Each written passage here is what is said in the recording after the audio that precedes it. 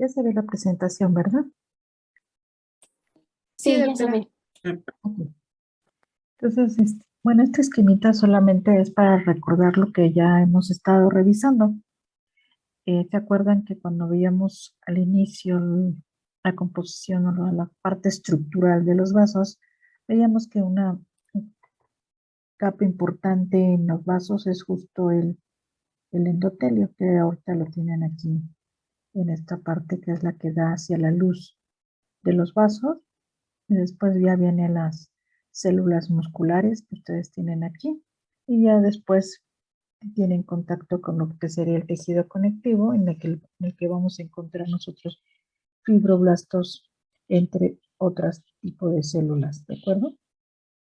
Entonces, este esquema solamente es para recordar lo que ya hemos estado viendo y para que vean la importancia que tiene el metabolismo del ácido araquidónico, pues en muchas partes de nuestro organismo. Esto prácticamente es recordar lo que nosotros ya vimos en el metabolismo del ácido araquidónico cuando veíamos el proceso inflamatorio. Aquí vamos a ver que las células endoteliales pues son células muy importantes en las que se va a llevar a cabo justo el metabolismo del ácido araquidónico, como lo pueden ver ahí. Y pues bueno, vamos a ver que se puede activar estas células, lo cual nos lleva a aumentar la actividad de COX y por lo tanto la producción de prostaciclina, prostaglandinas, los otros tipos de prostaglandinas y de tromboxanos. Pero aquí, y bueno, los otros metabolitos que ya hemos mencionado. Pero aquí los puntos importantes o los metabolitos importantes en este caso sería la prostaglandina y el tromboxano. Vamos a ver que estos tienen efectos o respuestas opuestas. Por ejemplo, en el caso de la prostaciclina, vamos a ver que eh, es capaz de difundir de lo que sería el endotelio y encontrarse aquí con lo que serían sus receptores, pero ¿en dónde? Pues en las células del músculo liso o en las plaquetas, como ustedes lo pueden ver aquí. Entonces, las células endoteliales pueden liberar esta prostaciclina y tienen afinidad por su receptor IP, que se localiza en las células musculares o en las plaquetas. Si es en el músculo, va a ocasionar o va a producir relajación, y si es en las plaquetas, va a producir un efecto antiagregante plaquetario. ¿De acuerdo? En el caso, por ejemplo, de las mismas células endoteliales que también pueden actuar de manera autócrina, ¿qué puede pasar aquí? Que pues estimula la liberación de óxido nítrico, ¿de acuerdo? Y de esta manera también favorecer la respuesta de relajación. Por otro lado, en el caso del tromboxano, si se está generando el tromboxano, este también se puede unir a su receptor en estas mismas células, pero si se dan cuenta tiene un efecto o una respuesta contraria. En las células musculares, pues en lugar de relajación produce contracción. En las plaquetas justo va a tener agregación plaquetaria, y en las células endoteliales pues la activación de lo que sería el proceso inflamatorio. Entonces, como se pueden dar cuenta, el metabolismo del ácido araquidónico pues es más importante de lo que nosotros podemos pensar. Ya vimos que participa en muchos de los procesos fisiopatológicos de algunas patologías y bueno, en este caso de la hipertensión pues no podía faltar. Y por ejemplo, ya veíamos nosotros que pues una de las alteraciones que nosotros podemos observar justo en la hipertensión, pues bueno, es la acumulación o la formación de ateromas. Y pues ya veíamos que esa acumulación es otra cosa que la acumulación de lo que serían grasas, y pues por lo tanto esto nos va a llevar a la acumulación de lipoproteínas como LDL también, Vamos a encontrar algún otro tipo de células, por ejemplo, ya células del proceso inflamatorio que nosotros ya hemos estado revisando, hasta que finalmente forman lo que nosotros conocemos como la placa ateromatosa en los vasos. Y pues bueno, esto sí es bastante complicado, porque esto de alguna manera lo que va a hacer es irnos formando placas gruesas en lo que serían los vasos, y entonces el tono vascular, por lo tanto, se va a ver afectado. Entonces, de manera importante va a influir en lo que sería la hipertensión. Aquí está paso por paso, más o menos, que es justo lo que ya veíamos en clases anteriores, de cómo se va formando justo esta placa, hasta que llegamos a lo que sería la ruptura. Yo les mencionaba que puede haber una ruptura de lo que serían las células endoteliales, incluso de las células musculares, como se puede ver aquí. Y entonces, pues bueno, todo esto va a ocasionar justo lo que les están poniendo aquí, la formación de pequeños trombos y por lo tanto la agregación plaquetaria, tratando de ayudar a evitar esta ruptura. Aquí justo tenemos exactamente lo mismo, solamente que es un dibujito mucho más bonito en ese sentido, pero que la acumulación, aquí están ustedes, por ejemplo, lo que sería toda la parte lipídica, la acumulación de células del proceso inflamatorio y la acumulación de varios tipos de células, pero finalmente aquí tienen la ruptura de lo que sería el endotelio, y aquí tienen, pues, por supuesto, las plaquetas tratando de evitar el daño. Sin embargo, esto pues nos puede ocasionar mucho más daño. Entonces, ¿qué es lo que está sucediendo en este sentido? Las plaquetas, al encontrarse ante este daño que se está presentando en los vasos, pues bueno, se activan. Y si se activan, aquí hay algo que es muy importante. La activación de las plaquetas, como lo pueden ver ustedes aquí, nos lleva a la formación, aquí está una vía completa, a la activación de lo que sería o la formación de los tromboxanos, ¿sí? Y entonces estos tromboxanos vamos a ver que van a actuar sobre las plaquetas, y entonces esto va a ser todo un proceso para la activación y agregación de las plaquetas. Aquí, en este esquema, se ve todavía es mucho más sencillo de entender, porque aquí, por ejemplo, aquí ya tenemos en este espacio lo que les está indicando aquí en esta parte, es que ya tenemos la ruptura. Entonces, aquí se va a tratar de justo de evitar que se siga formando esta ruptura, pero pues aquí vamos a tener, ante este daño, vamos a tener colágeno, y vamos a tener también el factor de Brovimilin, que lo vamos a encontrar nosotros en el endotelio. Y si se dan cuenta, aquí hay otro punto importante. También la trombina, que se puede estar liberando por el proceso de la coagulación, también se puede unir a sus receptores PAR1 o PAR2. Y algo que es muy interesante es que las plaquetas también pueden estar liberando ADP. Entonces tenemos, ¿qué es lo que está pasando? Que a través de la activación del receptor por trombina, si el colágeno se une a su receptor que se encuentra en las plaquetas también, que es el GP1A, 2A, y si el factor de Bronbilian también se une a su receptor, es decir, ya tenemos 3 vías que lo que están haciendo es, si se dan cuenta, por un lado, activando a la COX-1 para que las plaquetas liberen tromboxano, pero también pueden estar activando para la liberación de ADP.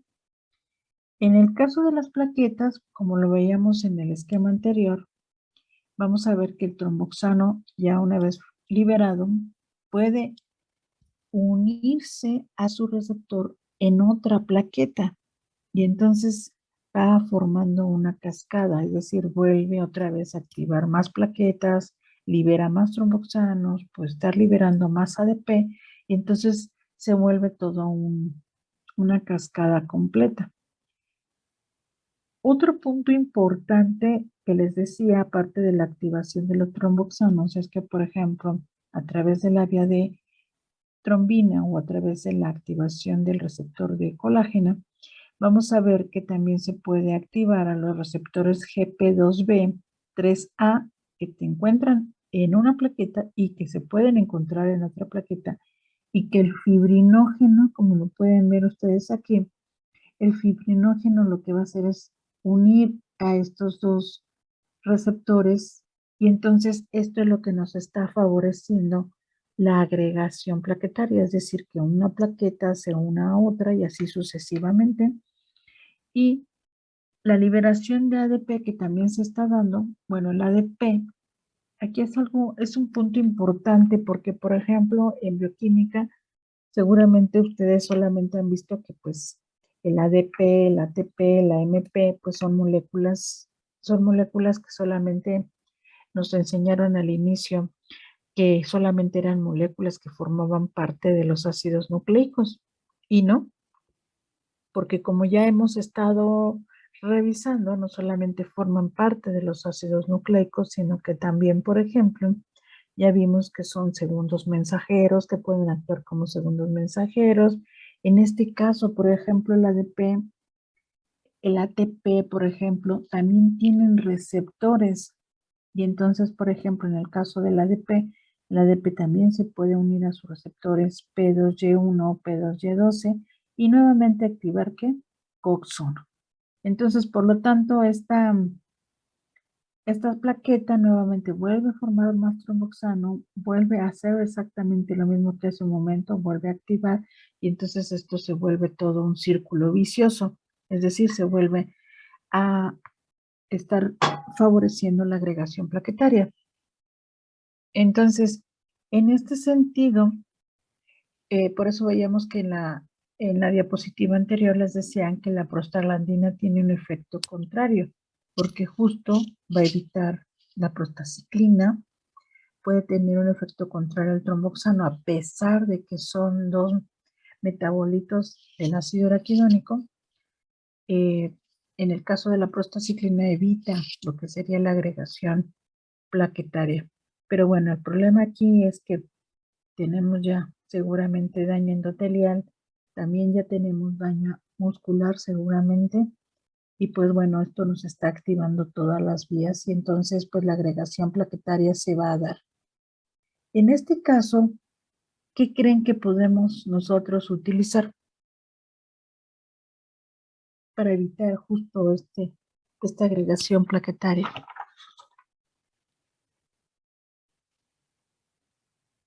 A ver, tenemos a ver, Daniel, Podría ser un antagonista. un Es, antagonista de quién. por ejemplo, podría ser uno del colágeno, que no se una a su receptor para que no active la COX-1. Ese podría ser, nada más que lamentablemente no tenemos un medicamento. ¿Qué más? O también de la trombina para que no se una al receptor. Exacto, ahí también ¿qué usarías? Un antagonista. También usarías un antagonista. Estoy de acuerdo contigo, nada más que tampoco lo tenemos todavía.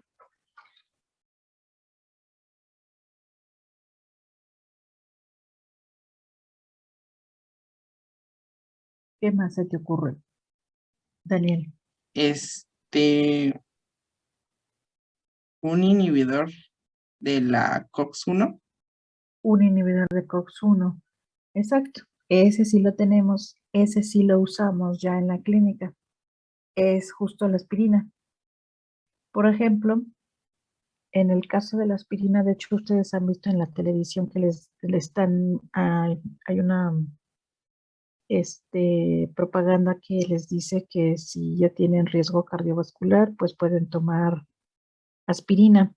Pero la aspirina, en la dosis que se tiene que tomar para este tipo para la antiagregación plaquetaria es una dosis más pequeña que en comparación que la que se puede usar, por ejemplo, para el dolor de cabeza y etcétera, etcétera. Esta es una dosis mucho más pequeña y en algunas ocasiones, por ejemplo, si el médico ya considera que es necesario, dependiendo de las características del paciente, pues bueno, junto con su antihipertensor, junto con su un fibrinógeno, un fibrato, una estatina, por ejemplo, pueden dar todavía aspirina.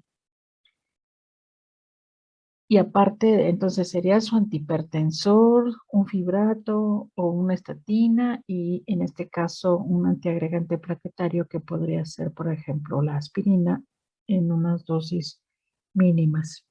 ¿De acuerdo? Entonces justo es ese, la aspirina. Y justo es un inhibidor de la COX-1. ¿Por qué es inhibidor, Daniel?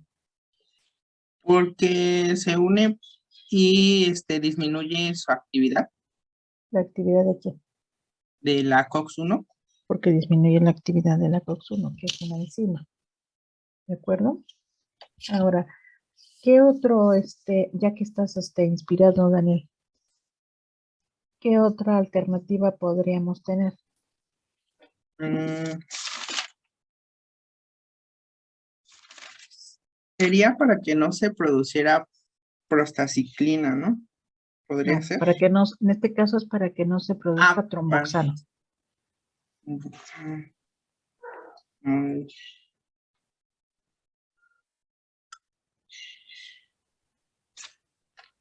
mm,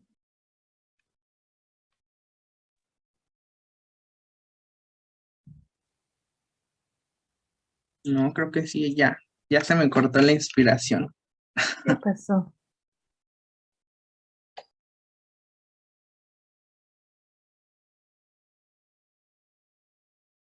¿Alguien más? A ver, aquí tenemos por aquí.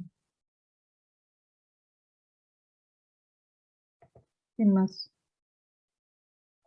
Tal vez sería estatinas para inhibir indirectamente al tromboxano y disminuir la activación plaquetaria.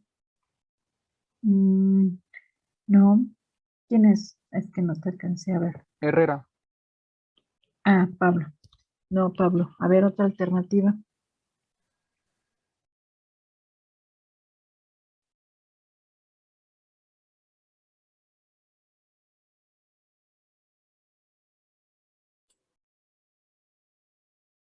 Doctora, a mí se me ocurre la de inhibir, bueno, usar un antagonista para inhibir los receptores de GP1B y 2A.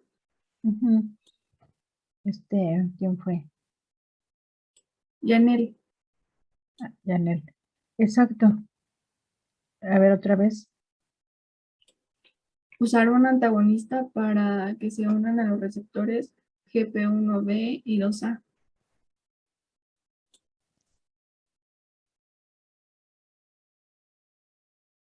Sí, nada más que todavía no lo tenemos.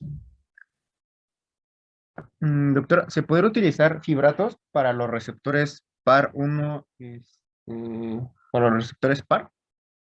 No, porque estos no son PIPARs, no son los Ah, PIPARs ok. que vimos antes.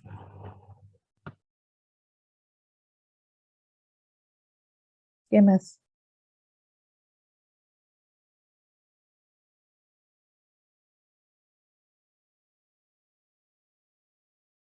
¿Qué más se les ocurre? Ahí lo tienen en su esquemita.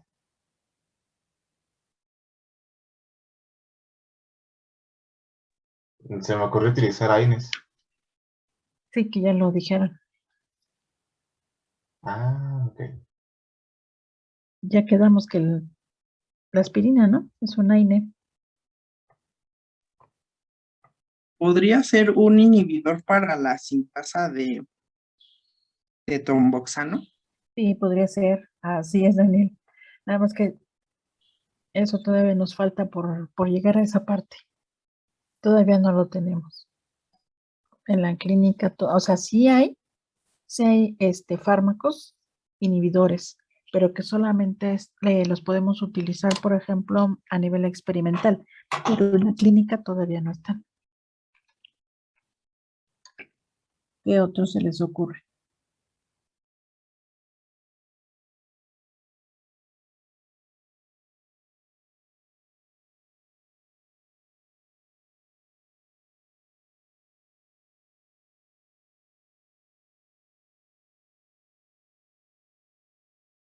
A ver, Carmen. Bueno, no estoy segura si ya lo dijeron, pero un antagonista para el GP2B3A para evitar que se una el fibrinógeno y haga la agregación plaquetaria. Ujú, sí, pero igual, sí, es cierto, sí podríamos hacer eso, pero todavía no tenemos eso. O sea, lo que quiero es que vean todo lo que nos hace falta. Es interesante, ahorita lo que estoy viendo es que es interesante que ya entendieron los conceptos básicos, ya entendieron lo que es un agonista, ya entendieron al parecer lo que es un antagonista y un inhibidor, ya, ya, ya entendieron lo que yo quería desde hace mucho, que, que entendieran la parte fisiológica. Si ustedes entendían eso, entonces ya podrían ver la parte farmacológica.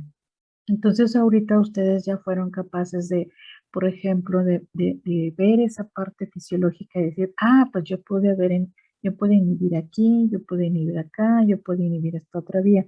Sí, sí, cierto, todavía eso lo podemos hacer porque todavía no tenemos, o sea, nuestro avance no ha llegado a ese punto. O sea, ahorita lo más que tenemos y lo más que podemos utilizar hasta el momento es una INE, que sería la aspirina, solamente la aspirina para evitar la agregación plaquetaria.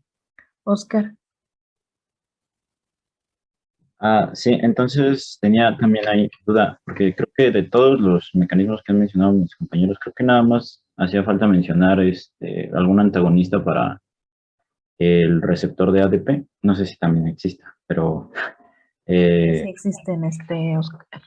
perfecto. Entonces, un antagonista del receptor P2Y1 o P2Y12, que sería el receptor del ADP. Exacto, exacto. Es el clopidogrel. Ese sí ya lo tenemos el clopidogrel ya lo tenemos de uso en la clínica, solamente que en su programa no viene indicado. De hecho, eso es a lo que quería que llegáramos. Eh, Hay medicamentos que pues nos quitaron o sea, del programa inicial que teníamos porque pues bueno, estábamos al parecer dando medicamentos que ustedes, este, de acuerdo a su nivel no manejan, porque esto tendría que ser ya con los especialistas.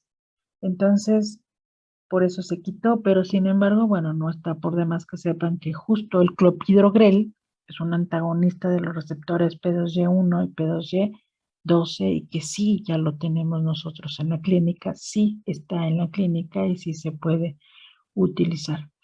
Alfredo. ¿Ya dijeron lo de los antagonistas del receptor del fibrinógeno? No.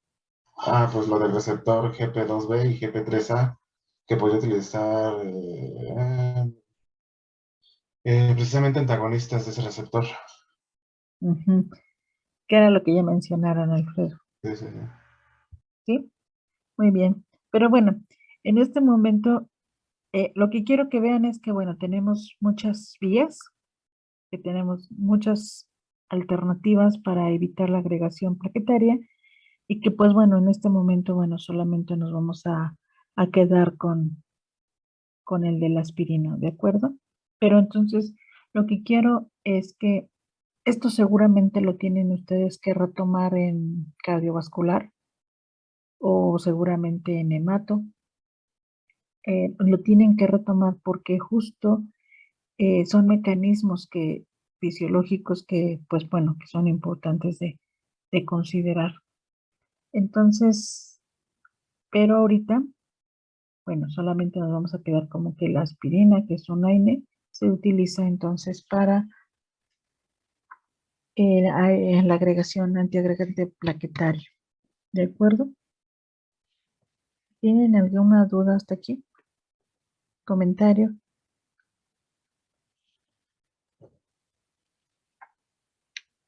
¿Nada? No, doctora, todo bien. Ok. Bueno, como mañana tenemos examen, el examen va a incluir esto que acabamos de analizar.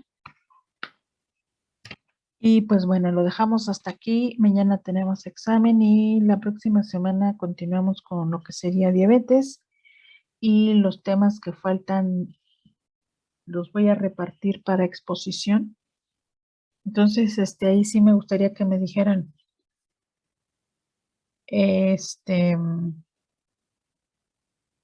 bueno, voy a repartir los temas y bueno, si están de acuerdo, se los voy a dar a quienes no tienen participaciones, porque si no, al final no van a tener ni participaciones, ni presentaciones, ni exámenes, ni nada de eso. ¿De acuerdo? Sí, doctora. Ok. Sí, doctora. Entonces, lo dejamos hasta aquí. Descansen un ratito y ya, pues ya después sí. Si siguen estudiando, pues bueno, que les sea leve el asunto. Gracias, doctora. Muchísimas gracias. Gracias, doctora. doctora. Luego.